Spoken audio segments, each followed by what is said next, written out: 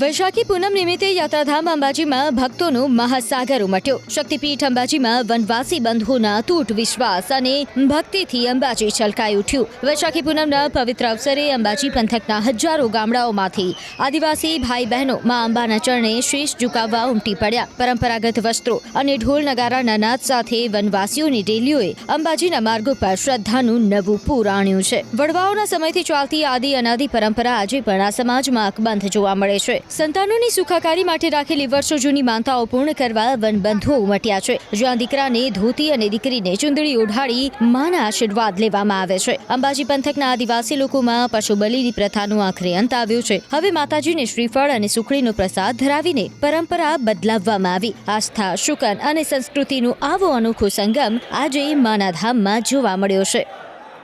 વૈશાખી પૂર્ણિમાનું વિશેષ મહત્વ એ છે કે આદિવાસી સમાજનો મેળો હોય છે અને આજુબાજુના ગામમાં રહેલા તમામ આદિવાસીઓ ભેગા થઈ અને માતાજીને સુખડી અને શ્રીફળનો પ્રસાદ ધરાવતા હોય છે। જે બધા ભેગા થઈ અને માતાજીના શકન જોતા હોય છે। શકન એટલે કે વરસ સારું જશે કે નહીં તે તેમના શકન ઉપરથી નક્કી થતું હોય છે।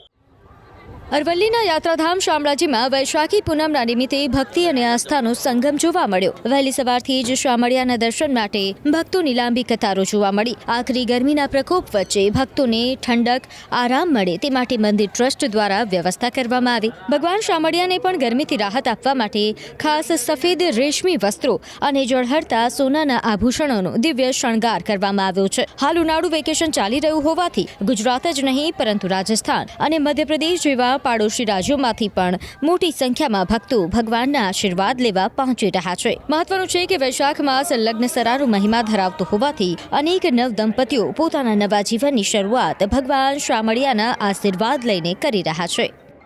વૈશાખ સુદ પૂનમે દિવસે બહુ જ મોટો મેળો ભરાય છે। ભગવાન બધાને આશીર્વાદ આપે છે, નવ દંપતીને જેના નવા મેરેજ થયા હોય તે અહીંયા આશીર્વાદ લેવા માટે આવે છે અને પુત્ર પ્રાપ્તિની મનોકામના અહીંયા પૂરી થાય છે।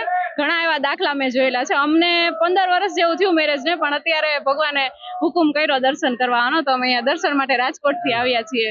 આજે વૈશાખ સુદ પૂર્ણિમા, આજરોજ ભગવાનને સુંદર મજાના ગરમીના હિસાબે ફટકા વાઘા ધરાવવામાં આવ્યા છે, જેમાં શ્વેત કલરના વસ્ત્ર જે ભગવાનને ગરમી ઓછી લાગે એવા ભાવથી અને ભગવાનને સંપૂર્ણપણે મોતીના શણગાર કરવામાં આવે છે, જેનાથી ભગવાનના શરીરને ઠંડક પહોંચે। આ તરફ મહેસાણાના ઊંઝામાં વૈશાખી પૂર્ણિમાના પવિત્ર અવસરે ભક્તોનું ઘોડાપૂર ઉમટ્યું। ઊંઝામાં મા ઉમિયાની ભવ્ય નગર યાત્રાનું આયોજન કરાયું। જય જય ઉમિયાના ગગનભેદી નાદ સાથે લાખો શ્રદ્ધાળુઓ માની ભક્તિમાં લીન બન્યા।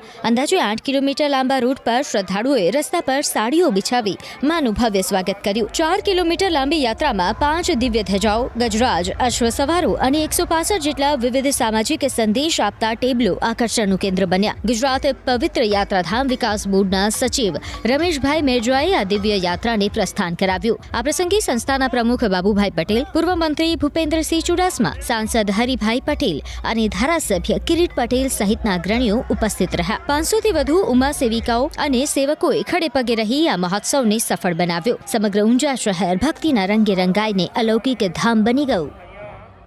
આ નગરયાત્રાની અંદર સૌ જ્ઞાતિ જાતિના લોકો ખૂબ ઉત્સાહભેર જોડાતા હોય છે અને દરેક જગ્યાએ સોસાયટી વાઇઝ અને મહોલ્લા વાઇઝ મા ઉમિયાના રથનું ભવ્ય સ્વાગત સન્માન કરવામાં આવતું હોય છે અને દરેક જગ્યાએ કોઈના કોઈ પ્રસાદ દ્વારા સૌ ભક્તોને આવકારવામાં આવતા હોય છે।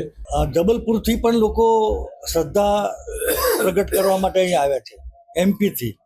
આ ગરમી 43-44 ડિગ્રીમાં પણ આખા દિવસ દરમિયાન 8 કિલોમીટરનો લાંબો પ્રવાસ માં કરશે। માના આશીર્વાદ આખા દેશ ઉપર વર્ષે સુખી સમૃદ્ધિ વધે એવી પ્રાર્થના સાથે જય ઉમિયા માતા।